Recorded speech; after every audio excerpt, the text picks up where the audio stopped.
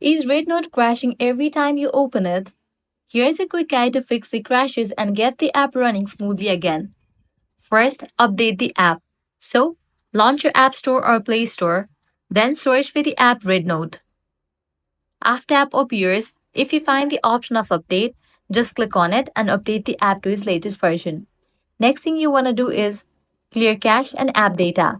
For that, launch settings, navigate to the option general, click on the option iPhone storage.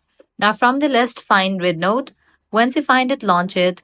Click on Upload app, then click on Reinstall app.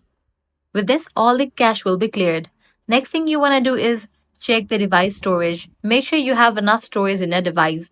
If not, you can offload or delete the unused apps. Just launch it, click on Offload or Delete. Next, you'll need to update your software. So hit back, click on the option Software Update. If any updates are available, just update your software to its latest version.